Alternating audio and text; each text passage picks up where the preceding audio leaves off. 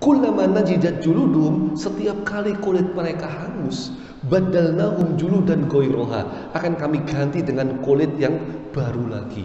Hangus ganti baru lagi, hangus ganti baru lagi. Ini sepintas ayat ini wajar-wajar saja. Tetapi kalau kita kemudian berikan pendekatan dengan pendekatan sains, ilmu kedokteran hari ini memberikan keterangan organ terluar dari tubuh manusia yang bisa merasakan serangan dari luar, entah itu panas, dingin, kasar, halus, ataupun segala sesuatu yang berasal dari luar. Organ terluar dari tubuh manusia yang bisa merasakan pertama kali adalah namanya kulit.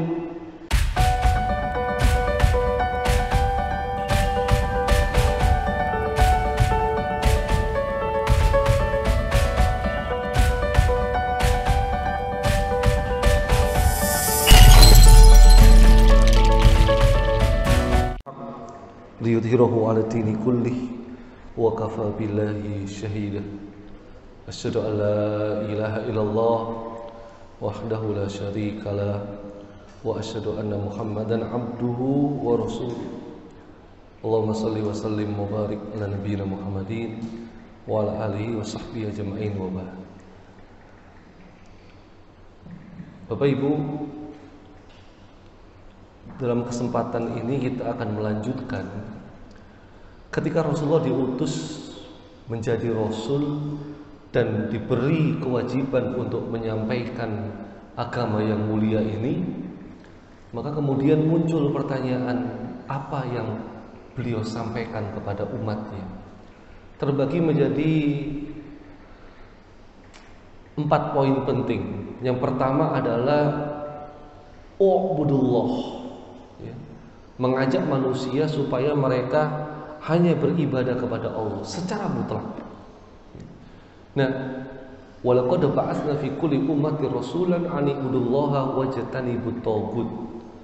Pada tiap-tiap umat itu diutus rasul, yang mana rasul menyeru kepada umatnya supaya mereka hanya menyembah kepada Allah saja dan menjauhi segala macam sesembahan selain Allah yang kita kenal dengan nama taghut. Ketika dakwah ini disampaikan, otomatis masyarakat Quraisy yang menyembah berhala membuat keyakinan mereka terhadap batu itu menjadi batu biasa yang digunakan untuk membangun rumah, untuk membangun jalan. Muncul penolakan jelas. Manusia-manusia yang dianggap Tuhan dalam agama-agama lain, dalam keyakinan-keyakinan lain, dikembalikan kedudukannya. Mereka itu cuma manusia biasa. Mereka itu cuma hamba-hamba Allah. Mereka itu hanyalah Abdullah, hambanya Allah. Mereka nggak bisa diangkat. Diangkat jadi nabi dan rasul aja nggak bisa, apalagi diangkat menjadi Allah Subhanahu wa Ta'ala. Dari sini ternyata Rasulullah SAW mengikis keyakinan-keyakinan, kepercayaan-kepercayaan yang itu bertolak belakang dengan apa yang dibawa oleh Rasulullah SAW. Sekarang pun muncul pemahaman yang kita kenal dengan pemahaman ateis. Jadi orang-orang musyrik di zaman Nabi itu masih lebih mending dibandingkan manusia di zaman sekarang. Karena orang-orang musyrik di zaman Nabi nggak pernah jadi ateis, mereka nggak pernah. Mereka tetap percaya Allah. Nah, kalau kita lihat dalam Al-Quran, wala in sa'altahum man khalaqas samawati wal ard, jikalau engkau tanyakan kepada mereka Muhammad, siapakah yang menciptakan langit dan bumi, la yaqulunallah, mereka pasti akan menjawab Allah. Lantas kenapa mereka menyembah berhala? Mereka pun jawab, ma na'buduhum, kami tidak menyembah berhala-berhala ini illa yuqarribuna ilallahi zulfa, kecuali berhala-berhala ini kami jadikan sebagai wasilah menuju Allah untuk sedekat-dekatnya. Jadi orang-orang musyrik tidak sempat paham ateis, mereka punya pemahaman tentang keyakinan kepada Tuhan yang mereka yakini, tetapi melalui perantara-perantara. Kalau hari ini kan enggak. Hari ini jelas-jelas nggak percaya Allah itu ada atau nggak ada, jelas-jelas. Coba kita lihat video yang sudah saya download pada jemaah. Ini kebetulan masyarakat Eropa, ya, orang-orang Barat. Oh, saya coba second screen-nya saya perbaiki. Duplicate. Nah,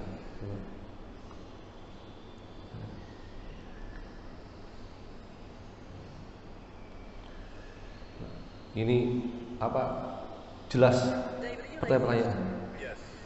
When did you become an atheist? Around age 12. Believing in God makes no sense. To me, it's the dumbest thing.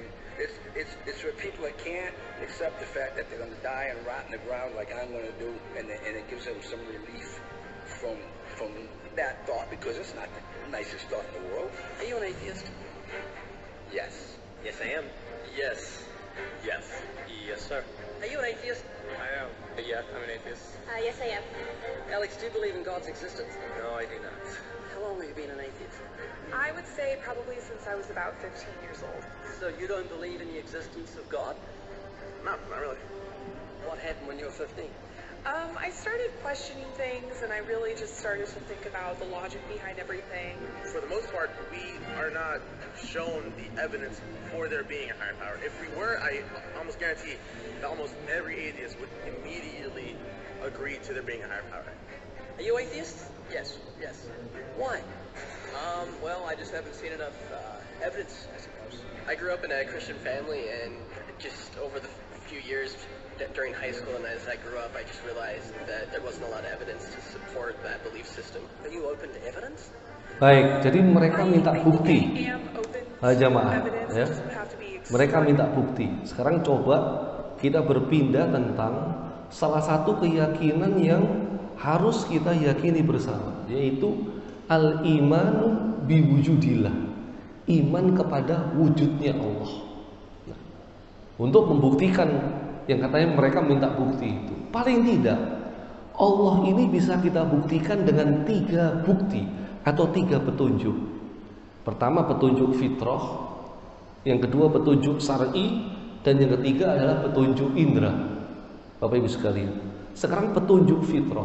Secara mudah, ya, seluruh makhluk yang ada ini tidak mungkin ada dengan sendirinya atau menciptakan dirinya sendiri, simsalabim, nggak mungkin. Dan tidak mungkin ada secara kebetulan begitu saja, nggak mungkin. Sehingga dapat dipastikan semua yang ada ini pasti ada yang mengadakannya. Semua yang ada ini pasti ada yang menciptakannya. Masker ini nggak mungkin simsalabim ada, atau dia tiba-tiba ada. Kecuali masker ini ada yang mengadakannya, ada yang menciptakan masker ini. Meja ini pun begitu, ya. Gadget ini pun begitu, minuman semua secara fitrah. Apapun yang ada, apapun yang kita lihat hari ini tidak mungkin ada dengan sendirinya, ada karena pasti ada yang mengadakannya. Nah, kalau yang kecil-kecil saja kita memahami ini nggak mungkin ada dengan sendirinya, pasti ada yang mengadakannya. Apalagi kita bicara alam semesta ini. Itu petunjuk fitrah, Bapak Ibu sekalian. Kemudian petunjuk secara syar'i. Ini kita bisa melihat dari kitab-kitab samawi, seluruhnya menyatakan wujud-wujud Allah. Ya. Dan itu membuktikan bahwa kitab ini ternyata bukan karangan manusia, tetapi ini berasal dari Allah. Coba kita buka kitab Injil terlebih dahulu. Kitab Injil itu kan paling tidak dalam yang dipegang oleh umat Kristiani hari ini itu ada 4. The New Testament, perjanjian baru. Itu kalau enggak Matius, Markus, Lukas, Yohanes. Kita lihat Pak, dalam pasal-pasalnya. Ini dulu Markus pasal 9 ayat 37. Siapa menyambut seorang anak seperti ini dalam namaku, ia menyambut aku. Dan barang siapa menyambut aku, bukan aku yang disambutnya, tetapi dia yang mengutus aku. Matius pasal 10 ayat 40 bukan begitu. Barang siapa menyambut kamu, ia menyambut aku. Barang siapa menyambut aku, ia menyambut dia yang mengutus aku. Yohanes juga begitu. Aku tidak dapat berbuat apa-apa dari diriku sendiri. Aku menghakimi sesuai dengan apa yang aku dengar. Penghakimanku adil, sebab aku tidak menuruti kehendakku sendiri, melainkan kehendak dia yang mengutus aku. Lukas begitu, barang siapa menolak kamu, ia menolak aku. Barang siapa ia menolak aku, ia menolak dia yang mengutus aku. Jadi ini ucapan Yesus, Bapak Ibu sekalian. Artinya Yesus secara tegas mengatakan bahwa Yesus itu cuma utusan. Yesus bukan Tuhan, tapi Yesus hanyalah utusan. Berarti ada Tuhan yang mengutus Yesus. Dialah Allah Subhanahu wa taala. Kalau kita buka sekarang Al-Qur'an, Bapak Ibu sekalian, kita akan melihat banyak ayat, tapi mohon maaf Pak, ini ayatnya error semua, ya. Jadi kita baca terjemahannya saja Pak. Misalnya ini, kita melihat ayat-ayat yang ayat ini menjelaskan tentang keberadaannya Allah Subhanahu wa taala. Langsung saja. Nah ini, kadar oksigen semakin menipis di tempat tinggi. Ayat ini membahas ilmu pengetahuan modern, bahwa kalau kita berada di tempat yang tinggi, maka kadar oksigen akan tipis, sehingga kita susah untuk bernafas. Allah jauh-jauh hari sudah membahas. Kata Allah, barang siapa yang Allah kehendaki akan memberikan petunjuk, dia akan lapangkan dadanya untuk memeluk agama Islam. Tetapi barang siapa yang dikehendaki Allah kesesatannya, niscaya Allah menjadikan dadanya sesak lagi sempit, seakan-akan dia sedang mendaki langit. Jadi kalau ilmu pengetahuan membahas, kalau kamu berada di tempat yang tinggi, maka kamu susah bernafas karena kadar oksigenmu menipis. Itu ilmu pengetahuan. Sekarang Al-Quran 14 abad yang lalu sudah membahas. Berarti apa? Berarti Al-Quran sudah mendahului sains. Al-Quran sudah mendahului ilmu pengetahuan. Berarti Al-Quran bukan karangan Muhammad. Al-Quran itu wahyu dari Allah. Kita lihat ayat yang lain. Pergerakan bintang dan langit di garis rotasinya. Bintang sama langit tidak akan dia tabrakan, karena ada garis rotasinya sendiri. Tabrakannya sesuai dengan izin Allah Subhanahu wa taala. Itu ilmuwan astronomi menemukan abad-abad sekarang. Padahal 14 abad yang lalu Allah Subhanahu wa taala sudah menjelaskan dalam Al-Qur'an. Lagi-lagi Al-Qur'an mendahului sains. Perputaran bumi dan gunung. Oke, ini yang sering kita lihat dalam kehidupan, ya. Tentang adanya dua karakteristik laut, ya. Yang satu tawar segar, yang satu asin pahit, ya. Keduanya nggak bisa bercampur. Di antara keduanya ada dinding yang menghalangi sampai 1000 mil ke bawah. Nah, ilmuwan oceanografi, ya, ini kemudian menemukan bagaimana ternyata ketika dia meneliti seluruh lautan di dunia, dia menemukan ada 5 lautan yang seperti ini. Kemudian dia sampaikan penemuannya itu ke negara-negara, termasuk negara Islam. Dan ketika dia sampaikan ke negara Islam, orang-orang Islam langsung paham yang dia temukan bukan sesuatu yang baru, karena Al-Quran sudah mendahului. Dia langsung bertanya, bagaimana Muhammad bisa mengetahui tentang lautan seperti ini? Karena sayalah orang pertama yang meneliti tentang lautan pada tahun 50-an. Bagaimana Al-Quran sudah menjelaskan ini 14 abad yang lalu. Apalagi Muhammad gak pernah naik kapal, Muhammad gak pernah nyelam neliti lautan, gak pernah. Saya manusia pertama. Langsung dijelaskan. Lah iya, karena Al-Quran ini kan bukan karangan Muhammad. Al-Quran ini wahyu dari Allah. Maka ilmuwan Perancis itu Jacques langsung dia masuk Islam. Karena mendahului. Tanah bergerak, meningkat volumenya karena hujan, rumah paling lemah. Sekarang kita coba lihat, percepat bukti dalam diri manusia. Apa itu? Salah satunya ini, indera perasa dan kulit. Dalam surat An-Nisa ayat 56, Allah Subhanahu wa taala berfirman, innal ladzina kafaru Innal ladzina kafaru bi ayatina, sesungguhnya orang-orang kafir yang tidak beriman dengan ayat-ayat kami, kullaman saufa nuslihim naron, kelak kami masukkan mereka ke dalam neraka. Kullaman najidat juludum, setiap kali kulit mereka hangus, badalnahum juludan ghairaha, akan kami ganti dengan kulit yang baru lagi. Hangus ganti baru lagi, hangus ganti baru lagi. Ini sepintas ayat ini wajar-wajar saja. Tetapi kalau kita kemudian berikan pendekatan dengan pendekatan sains, ilmu kedokteran hari ini memberikan keterangan organ terluar dari tubuh manusia yang bisa merasakan serangan dari luar, entah itu panas, dingin, kasar, halus, ataupun segala sesuatu yang berasal dari luar. Organ terluar dari tubuh manusia yang bisa merasakan pertama kali adalah namanya kulit, yang terdiri dari berbagai macam jaringan urat saraf. Sehingga ketika kulit ini dicubit, kulit akan merespon rasa sakitnya dengan mentransfer ke otak. Kemudian otak akan memerintahkan mulut, seketika begitu kulit dicubit, maka langsung mulut ini akan berkata astagfirullah. Itu kalau sudah islami Bapak Ibu ya. Kalau belum ya aduh biasanya. Nah, artinya yang merasakan pertama kali kulit. Makanya dokter bedah pasien luka bakar itu dilihat dulu kulitnya. Kalau kulitnya masih kerasa sakit, berarti peluang sembuh masih ada. Tapi kalau kulitnya nggak bisa merasakan apa-apa, ini jelas kulitnya sudah hancur lebur, peluang sembuh semakin menipis. Itu ilmu kedokteran Bapak Ibu. Nah, baru abad-abad sekarang menemukan seperti itu. Al-Quran 14 abad sudah mendahului. Bagaimana caranya? Ingat ayat ini. Kullama najidat juluduhum, setiap kali kulit mereka hangus, badalnahum juludan ghairaha, diganti sama kulit yang baru lagi. Muncul pertanyaan Bapak Ibu, kenapa Allah ganti dengan kulit yang baru lagi? Hangus lagi, ganti baru lagi. Hangus lagi, ganti baru lagi. Itu kira-kira kenapa? Kembali ke pendekatan sains. Karena yang merasakan sakit itu kulit. Kalau kulitnya hangus, sakitnya hilang.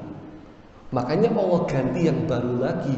Supaya apa? Supaya sakit lagi. Hangus lagi, baru lagi. Dibakar lagi, sakit lagi. Terus seperti itu. Khalidina fiha.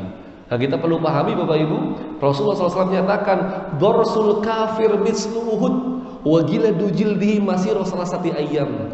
Gigi taringnya penghuni neraka sebesar gunung Uhud dan tebal kulitnya sejauh jarak perjalanan 3 hari 3 malam. Sehingga penghuni neraka itu menjadi raksasa. Mereka dibesarkan oleh Allah. Kenapa? Liyadzukul azab, agar mereka lebih dan lebih merasakan beratnya siksaan dari Allah Subhanahu wa taala. Nauzubillah min dzalik. Sidik jari dan fungsinya. Ilmu pengetahuan jelas. Ternyata manusia itu sidik jarinya berbeda. Ya. Dan Allah sudah menjelaskan dalam surat Al-Qiyamah. Manusia walaupun dia kembar, walaupun dia kakak adik, berasal dari ibu yang sama, sidik jarinya pasti berbeda.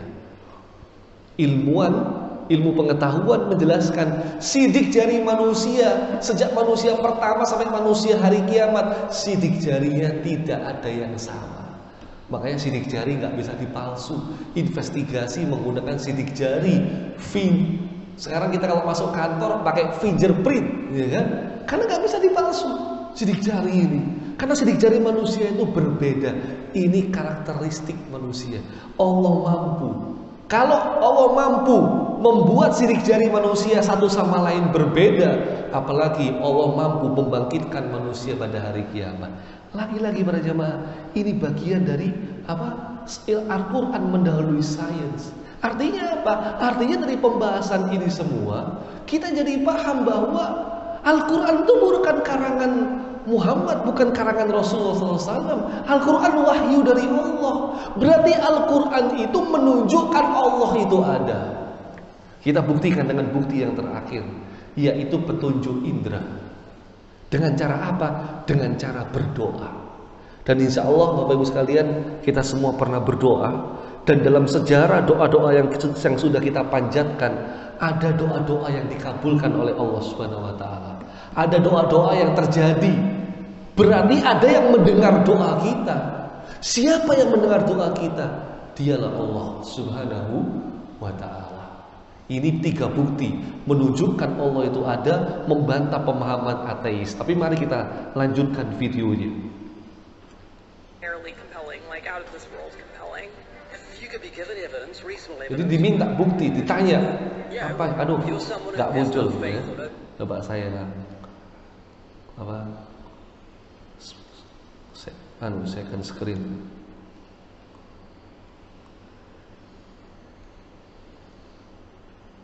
Baik. Belief in a higher power or a creator, but if you were shown evidence, you would change your mind because you're open. Yeah. Absolutely. Biar dijelas. Dicoba disuruh lihat buku dulu. Do you believe that book could happen by accident? That nothing produced the color pictures in the book? That red, orange, yellow, green, blue, indigo, violet, pink fell from the sky and formed itself from the. Ini dibantah secara fitrah sebenarnya. Black ink fell from the sky or from nowhere and formed itself into coherent words and sentences. Capitals and periods and commas making sense. Page numbers fell from the sky, all in order, and then it bound itself and formed itself into a cover with artwork, and there we have a book. Obviously, intelligent design designed the book. Wouldn't that be correct? Yeah. Can you see where I'm going with this? Yeah. Tell me, what is DNA? What is a deoxyribonucleic acid? And it's what makes up our bodies and our cells. Jadi membantahnya dengan DNA.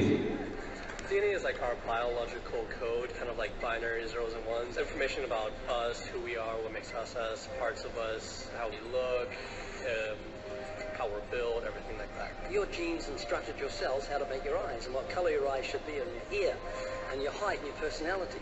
Scientists call it the instruction book for life. Basically. Yang dijelaskan tentang DNA. Everything that you are or ever will be made of starts as a tiny book of instructions found in each and every cell. Every time your body wants to make something, it goes back to the instruction book, looks it up, and puts it together. The book of you would have 46 chapters, one for each chromosome. Each of our book's 46 chapters is between 48 and 250 million letters long. That's 3.2 billion letters total. This Jadi DNA yang buku kehidupan itu, ya, kemudian dikembalikan. Lantas siapa yang membuat DNA itu? Ya. Siapa yang membuat ini semua? Ya. Siapa yang menciptakan ini semua? Manusia, binatang, tumbuhan.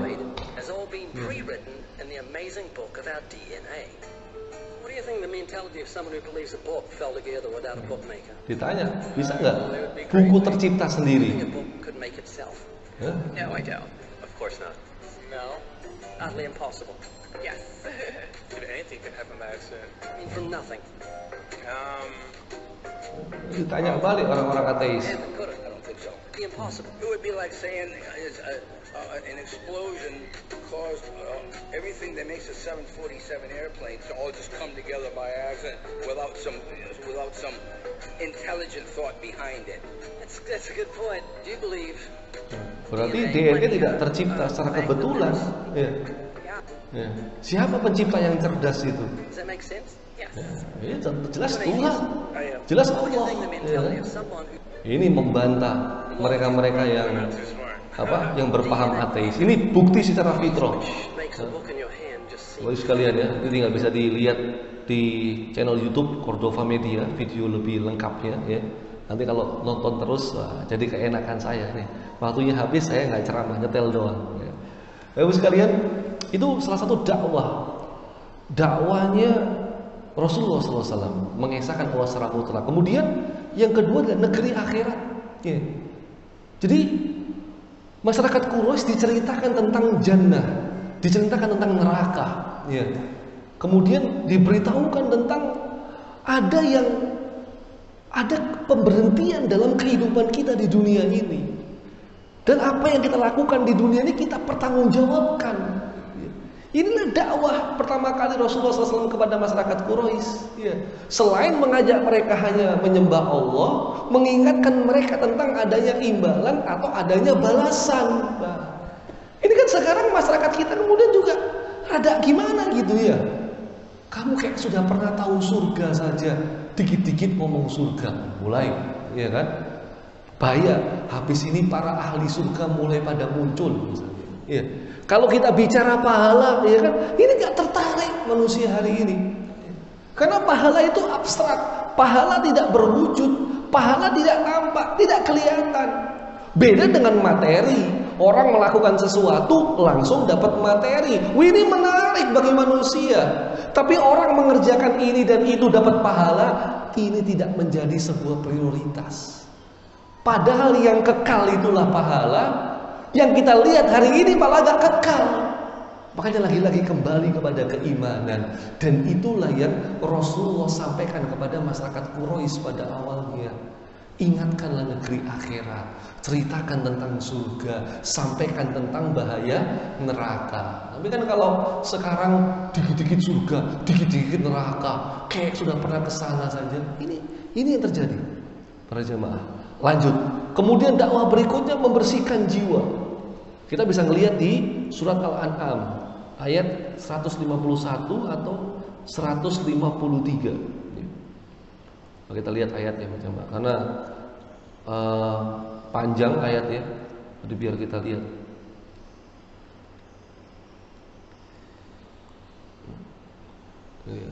Al-An'am 151 153. Nah, ini. 151 153. Ya, baik, itu ya. Di sini ajaran untuk membersihkan jiwa dari Allah Subhanahu wa taala yang disampaikan oleh Rasulullah SAW. Apa yang dikatakan? Kata Rasulullah SAW yang pertama ini, ya. Allah tusyriku bihi syai'an, jangan berbuat syirik. Wabil walidaini ihsana, berbuat baik kepada kedua orang tua. Wala taqtulu auladakum min imlaq, jangan bunuh anak-anakmu karena kamu takut kemiskinan. Nahnu narzuqukum, kami yang beri rezeki kepada kalian. Wa iyyahum, ya. Dan kepada mereka. Wala taqrabul fawahisha ma dhahara minha wa ma baton, jangan mendekati perbuatan-perbuatan yang keji, baik yang tampak maupun yang tersembunyi. Wala taqtulun nafsal lati haramallahu illa bil haq, jangan bunuh jiwa yang diharamkan Allah membunuhnya melainkan dengan sesuatu sebab yang benar. 151-nya, 152-nya. Jangan dekati harta anak yatim hingga sampai ia dewasa. Sempurnakanlah takaran dan timbangan dengan adil. Nah, ayat-ayat ini yang disampaikan oleh Rasulullah SAW yang kemudian ya memberikan keterangan bahwa ini untuk membersihkan jiwa. Sehingga sampai ulama berkata, seandainya apa yang dibawa oleh Rasul ini bukan agama, ia tetap baik bagi akhlak manusia. Dan terakhir, dakwah Rasul awal-awal itu adalah menjaga eksistensi masyarakat Islam, persatuan, tolong-menolong, membela orang yang dianiaya, menyantuni orang yang susah hidupnya, memperkuat orang yang lemah. Ya. Abu Bakar menolong Bilal, membebaskan budak, merupakan kewajiban individu terhadap masyarakat. Ini 4 hal pertama: mengesahkan Allah, negeri akhirat, membersihkan jiwa, dan menjaga eksistensi. Jadi ketika Rasulullah diutus awal-awal, dakwanya tidak lain, tidak bukan, tidak lepas dari 4 perkara ini yang disampaikan kepada semua masyarakat. Jadi belum bicara sholat, Bapak Ibu, belum bicara zakat, belum bicara puasa, belum bicara jihad, apalagi belum. Ya. Ini yang kemudian kita mungkin kalau kita meniru dakwah Rasul kepada masyarakat, mungkin bisa dahsyat hasilnya. Kan kalau orang baru masuk Islam, belum sudah dikasih tahu, kamu harus sholat. Itu jadi beban bagi dirinya. Tapi ketika dia baru masuk Islam, diceritakan tentang keindahan Islam, diceritakan tentang keindahan surga, diceritakan tentang ajaran-ajaran Islam yang itu selaras dengan perbuatan kebaikan bagi manusia, itu akan mengokohkan keimanannya. Dan itulah yang terjadi pada Rasulullah SAW, dan itulah yang dirasakan oleh as-sabiqunal awwalun. Siapa mereka? Berdasarkan ayat ini, Bapak Ibu, was-sabiqunal awwalun minal muhajirin wal ansor walladzina tabauhum bi ihsan radhiyallahu anhum wa radhu'an. Orang-orang yang pertama masuk Islam, baik dari kalangan muhajirin maupun dari kalangan ansor, dan orang-orang yang mengikuti beliau dengan baik, maka kata Allah Subhanahu wa taala, Allah ridho kepada mereka dan mereka pun ridho kepada Allah. Lantas kalau sudah ridho apa? Balasannya jannah. Inilah yang dimaksud oleh Allah. As-sabiqunal awwalun itu adalah umat terbaik. Kuntum khairu ummah ukhrijat linnas ta'muruna bil ma'ruf wa tanhauna 'anil munkar. Kalian adalah umat yang terbaik yang pernah dilahirkan di muka bumi ini. Selama kalian beriman kepada Allah, mengajak kepada kebaikan dan menolak kemungkaran. Inilah umat terbaik. Nah, as-sabiqun, Bapak Ibu sekalian, ternyata bukan orang-orang Quraisy. Kalau kita lihat ini datanya as-sabiqunal awwalun, ya, mereka bukan berdasar dari suku-suku Quraisy, tapi mereka berasal dari luar suku Quraisy. Yang mereka itu punya banyak karakter, ya. Masih muda rata-rata. Berarti dakwah ini lebih bisa masuk awal-awal kepada anak muda. Kalau dakwah kepada orang tua ini berat, ya. Nah, kita kebalik sekarang, anak muda kita malah jauh dari dakwah, orang tua kita malah rajin ke masjid, udah pensiun soalnya. Kemudian mereka adalah generasi kedua, pelapis, putra keluarga terpandang dan tokoh-tokoh penting. Mereka ini lintas etnik, ya. Jadi nggak ada sentimen kelompok, ada kelas, nggak ada. Mereka lintas as-sabiqunal awwalun. Mereka juga haus perubahan. Mereka pecinta ilmu. Kalau kita melihat bagaimana dari aktivitas Darul Arqam, banyak yang mampu baca tulis secara signifikan. Mereka visioner. Jadi mereka sibuk dengan persoalan besar di tengah keterbatasan. Mereka mapan dan matang di usia muda, mampu mengoptimalkan potensi diri. Bapak sekalian, ya. Jadi Rasulullah itu memulai dakwahnya kepada orang-orang terdekat dan orang-orang yang terpercaya, keluarga dan teman. Inilah orang-orang yang pertama kali masuk Islam. Wanita, ibunda kita, Khadijah, istrinya. Anak-anak, yaitu Ali bin Abi Thalib, ya, keponakannya. Dari kalangan pembantu, Zaid bin Harisah. Dan dari laki-laki dewasa, ini Abu Bakar As-Siddiq. Baru kemudian putri-putri beliau SAW dan Ummu Aiman. Ummu Aiman itu juga yang membantu Rasulullah SAW. Inilah orang-orang pertama yang masuk Islam. Awal-awal yang masuk Islam, yang menerima dakwah Rasul. Termasuk Abu Bakar. Ini orang dewasa yang pertama kali, yang hebat, ya. Manusia yang mulia nomor 2 setelah Rasulullah SAW.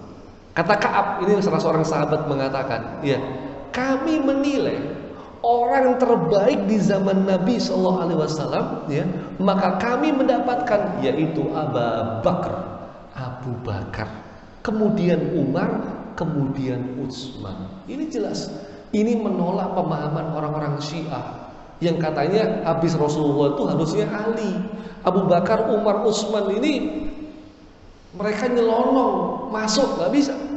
Abu Bakar langsung terima dakwah. Kemudian Abu Bakar sangat aktif dalam dakwah. Dia menyebarkan dakwah sejak hari pertama, sehingga banyak orang-orang tertarik masuk Islam. Siapa orang-orang ini? Utsman, Abdurrahman bin Auf, Sa'ad bin Abi Waqqas, Zubair bin Awam, Thalha bin Ubaidillah. Nama-nama yang saya sebutkan ini, Bapak Ibu, ini 10 orang terbaik yang dijamin masuk surga dari kalangan sahabat. Al-mubasysyaruna fil jannah. Dia masih hidup, tetapi sudah dapat kabar fulan fil jannah, fulan fil jannah. Langsung dipastikan. Itu yang mendakwai siapa? Abu Bakar. Bagaimana besarnya pahala Abu Bakar. Kemudian keluarga Nabi. bersama Abu Bakar. Ini benih awal-awal generasi as-sabiqunal awwalun. Nah, ternyata sejak itu para jamaah, ya ini sudah mau terakhir slide kita. Selama periode Mekah, Islam itu sudah menyebar ke seluruh suku-suku Quraisy, ya. Sehingga tidak ada satupun suku yang berperang. Ya. Ini fenomena yang menarik berbeda. Karena sebelumnya suku itu pasti ada yang dominan dibandingkan suku yang lainnya. Tetapi dakwah Islam semua suku dimasukin, tidak ada yang berperang, semuanya sama. Kita bertanya-tanya, jemaah, terus berapa sebenarnya jumlah sahabat Nabi Sallallahu Alaihi Wasallam? Ya. Tidak ada kitab yang mampu menuliskan semua nama mereka, dan tidak ada orang yang mampu menghafalnya. Tapi menganalisa para ulama ada, jemaah. Analisanya ada yang kemudian menegaskan angka jumlah sahabat itu kurang lebih 114.000 orang. Ya.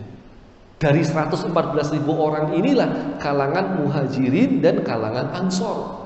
Mereka inilah yang mempertahankan agama Islam, yang mendakwakan Islam sampai ke Indonesia, sampai jumlah umat Islam seluruh dunia hari ini jumlahnya mencapai angka 2,5 miliar kalau nggak salah.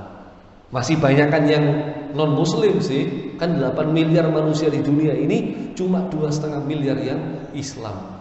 Terbuka peluang bagi kita semua mengajak mereka-mereka untuk masuk Islam tanpa paksaan. 114.000 sahabat bisa jadi 2 miliar hari ini. 1400 tahun para jamaah. Jelas agama ini adalah agama yang unggul, agama yang diterima oleh manusia pada umumnya. Nah, berapa lama dakwah ini? Awal-awalnya ternyata cuma sampai 3 tahun para jamaah, ya. Awal-awal, dan kemudian baru turun wahyu supaya Rasulullah dakwah terang-terangan, langsung konfrontasi dengan mereka yang menolak dakwah beliau dan mereka yang masih menyembah berhala-berhala di sekitar Ka'bah. Bagaimana kisahnya? Insya Allah kita lanjutkan di pekan-pekan yang akan datang. Mudah-mudahan ada manfaatnya. Kurang lebihnya mohon maaf. Wa akhiru da'wana alhamdulillahirabbil alamin. Wassallallahu ala nabiyyina Muhammadin wa ala alihi washabihi wasallam. Subhana rabbika rabbil izzati amma yasifun. Wassalamun alal mursalin. Walhamdulillahirabbil alamin. Wa lafu minkum. Wassalamualaikum warahmatullahi wabarakatuh.